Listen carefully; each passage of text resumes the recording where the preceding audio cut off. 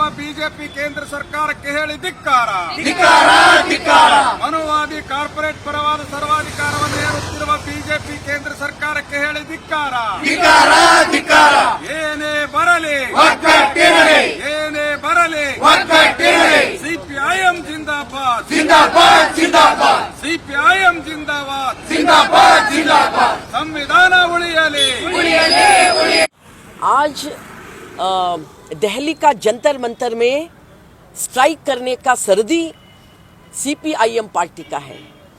कल कर्नाटक का कांग्रेस पार्टी सिद्धरामैया के नेतृत्व में हुआ है, आज सीपीएम पार्टी का नेतृत्व में हो रही है जंतर मंतर में। किस लिए हो रही है?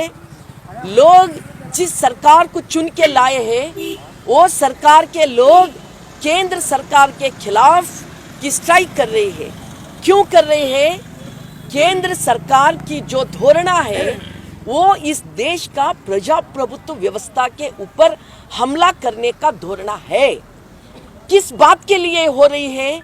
देखो, जीएसटी कलेक्शन होता है कि आज प्रधानमंत्री जी ने कह रहे हैं कि जब एनडीए का गवर्नमेंट था उस समय, यूपीए का गवर्नमेंट था उस समय बहुत कम दिया था, हमारे एनडीए का गवर्नमेंट ज़्यादा दे रही है।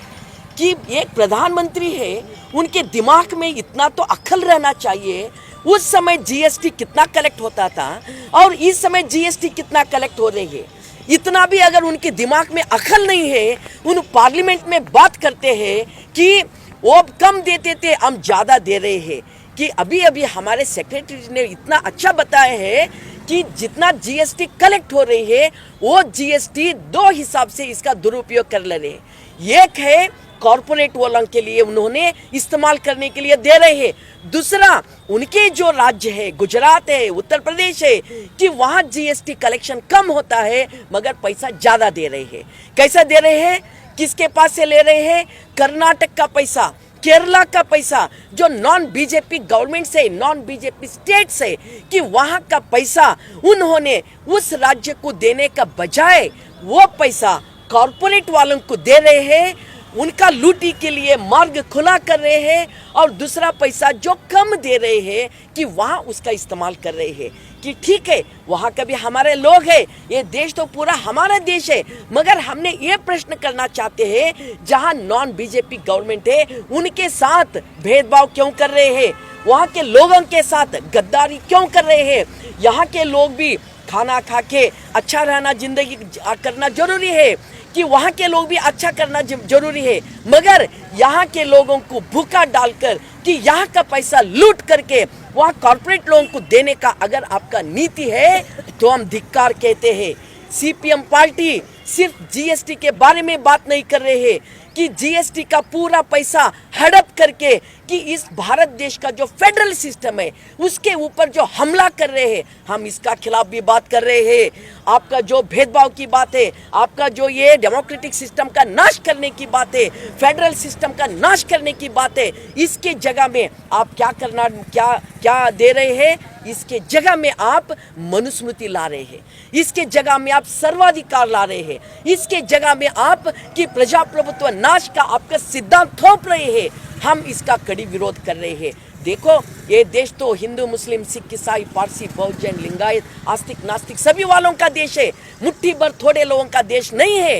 ये देश सबके लिए है। इसीलिए सीपीआईएम पार्टी आज दिल्ली में जंतर मंतर में आंकड़े के साथ आप जो गद्दारी कर रहे उस आंकड़े के साथ वहां स्ट्राइक कर रहे। कल भी हो गया, कल का जो स्ट्राइक हुआ है कांग्रेस पार्टी का, हमने बेंबल करे हैं। जो भी फेडरल सिस्टम रक्षा करना चाहते हैं हम बेंबल करते, मगर आज जो हमारे स्ट्राइक जंतर मंतर में हो रहे हैं, हम चेतावनी दे रहे हैं कि नरेंद्र मोदी जी, अमित शाह और एनडीए गवर्नमेंट को इनका जो सत्ता है, पूरा देश लूटने का सत्ता है। हम चेतावनी दे रहे हैं कि इस देश के साथ, लोगों के साथ अगर आप गद्दारी करते कि लोग रास्ते के ऊपर आकर आपको सत्ता से गिराते। याद रखो, बड़े बड़े लोग गिर गए हैं, आप क्या चीज़ है। इसीलिए हम आज आग्रह करते हैं, हमारा जो पाल है, हमारी जो हिस्सा है, वो हिस्सा हमें मिलना चाहिए। हमारे टैक्स का हिस्सा हमें मिलना चाहिए, हमारे जितना भी डेमोक्रेटिक सिस्टम के अंदर का हिस्सा हमें मिलना चाहिए। इसके लिए आज हम स्ट्राइक कर रहे हैं और इस देश का सत्ता को हम चेतावनी भी दे रहे हैं। ದೇಶದ ಮೇಲೆ ಒಂದು ದೊಡ್ಡ ಮನೋವಾದಿ ಮತ್ತು ಕಾರ್ಪೊರೇಟ್ ಸಂಸ್ಥೆಗಳ ಪರವಾದಂಥ ಸರ್ವಾಧಿಕಾರವನ್ನು ಹೇರುವಂಥ ಕೆಲಸ ಮಾಡ್ತಾ ಇದೆ. ಆ ಕಾರಣದಿಂದ ಇವತ್ತು ಜನತೆಯ ಮೇಲೆ ದೊಡ್ಡ ರೀತಿಯ ದಾಳಿಗಳನ್ನು ಆರಂಭ ಮಾಡಿದೆ. ಅದರ ಭಾಗವಾಗಿ ನಮ್ಮ ಸಂವಿಧಾನದ ಒಂದು ಜಾತ್ಯತೀತ ಸ್ವರೂಪಕ್ಕೆ, ಒಕ್ಕೂಟವಾದಿ ಸ್ವರೂಪಕ್ಕೆ ಗಂಭೀರವಾದಂಥ ಇವತ್ತು ದಾಳಿಯನ್ನು ಮಾಡ್ತಾ ಇರತಕ್ಕಂಥದ್ದನ್ನು ನಾವು ಖಂಡನೆ ಮಾಡ್ತಾ ಇದ್ದೀವಿ.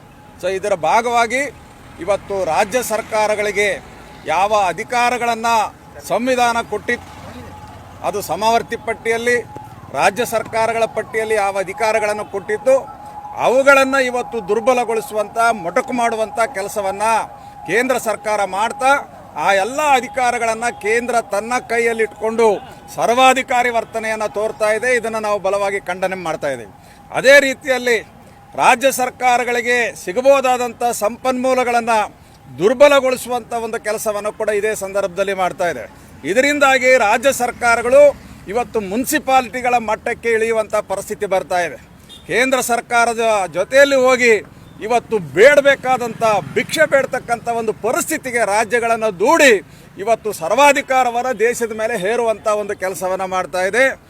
ಒಂದು ಕಡೆಗೆ ಕೇಂದ್ರ ಸರ್ಕಾರ ಕಾರ್ಪೊರೇಟ್ ಸಂಸ್ಥೆಗಳ ಮೂಲಕ ಸಂಗ್ರಹ ಮಾಡ್ತಾ ಇರುವಂಥ ವರಮಾನ ತೆರಿಗೆಯನ್ನು ಇವತ್ತು ದೇಶದ ಹಿಂದುಳಿದಿರ್ತಕ್ಕಂಥ ರಾಜ್ಯಗಳಿಗೆ ಕೊಟ್ಟು ಅವುಗಳನ್ನು ಅಭಿವೃದ್ಧಿ ಮಾಡೋದ್ರ ಬದಲು ಕೇಂದ್ರ ಸರ್ಕಾರಕ್ಕೆ ಬರ್ತಕ್ಕಂಥ ಕಾರ್ಪೊರೇಟ್ ಸಂಸ್ಥೆಗಳ ವರಮಾನ ತೆರಿಗೆಯನ್ನು ಇವತ್ತು ಅವರು ಸಾಲ ಮನ್ನಾ ಮಾಡೋದಕ್ಕೆ, ಅವರ ತೆರಿಗೆ ಬಾಕಿಯನ್ನು ಮನ್ನಾ ಮಾಡೋದಕ್ಕೆ, ಅವರ ತೆರಿಗೆಯನ್ನು ಕಡಿತ ಮಾಡೋದಕ್ಕೆ, ಇವತ್ತು ಕಾರ್ಪೊರೇಟ್ ಸಂಸ್ಥೆಗಳಿಗೆ ಅನುಕೂಲ ಮಾಡಿಕೊಡೋದಕ್ಕೆ ಬಳಸ್ತಾ ಇದೆ.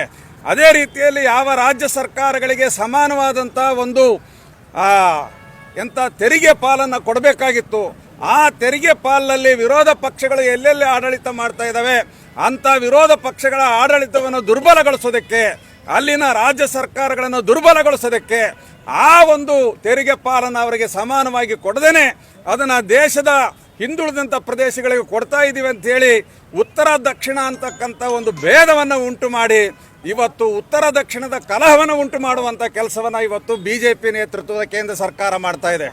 ಇದು ಇವತ್ತು ತಾನು ಈ 14 ವರ್ಷಗಳಲ್ಲಿ 25 ಲಕ್ಷ ಕೋಟಿಗಿಂತ ಹೆಚ್ಚಿನ ಹಣವನ್ನು ಈ ಕಾರ್ಪೊರೇಟ್ ಸಂಸ್ಥೆಗಳ ಸಾಲ ಮನ್ನಾ ಮಾಡೋದಕ್ಕೆ, ತೆರಿಗೆ ಬಾಕಿ ಮನ್ನಾ ಮಾಡೋದಕ್ಕೆ, ಅವರ ತೆರಿಗೆಯನ್ನು ಕಡಿತ ಮಾಡೋದಕ್ಕೆ ಇವತ್ತು ಉಪಯೋಗ ಮಾಡಿ ಹಿಂದುಳಿದಿರ್ತಕ್ಕಂಥ ರಾಜ್ಯಗಳ ಅಭಿವೃದ್ಧಿಗೆ ಅನುದಾನವನ್ನು ಕಡಿತ ಮಾಡಿ ಇವತ್ತು ರಾಜ್ಯಗಳ ನಡುವೆ ಭಿನ್ನಾಭಿಪ್ರಾಯಗಳನ್ನು ಬೆಳೆಸುವಂಥ ಕುತಂತ್ರವನ್ನು ಇವತ್ತು BJP ಮತ್ತು RSS ನೇತೃತ್ವದ ಕೇಂದ್ರ ಸರ್ಕಾರ ಮಾಡ್ತಾ ಇದೆ. ನಾವು ಖಂಡನೆ ಮಾಡ್ತಾ ಇದ್ದೀವಿ.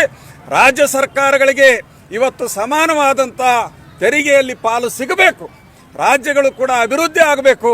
ಅದೇ ಸಂದರ್ಭದಲ್ಲಿ ಕಾರ್ಪೊರೇಟ್ ಸಂಸ್ಥೆಗಳ ಮೂಲಕ ವಸೂಲಿ ಮಾಡ್ತಾ ಇರತಕ್ಕಂಥ ವರಮಾನ ತೆರಿಗೆ ಏನಿದೆ ಅದನ್ನು ಕಾರ್ಪೊರೇಟ್ ಸಂಸ್ಥೆಗಳಿಗೆ ಬಿಡದೇ ಎಲ್ಲ ದೇಶದಲ್ಲಿರ್ತಕ್ಕಂಥ ಹಿಂದುಳಿದಂಥ ರಾಜ್ಯಗಳಿಗೆ ಅನುದಾನ ಕೊಟ್ಟು ಅವುಗಳ ಅಭಿವೃದ್ಧಿ ಕೂಡ ಇವತ್ತು ಕ್ರಮ ವಹಿಸಬೇಕು.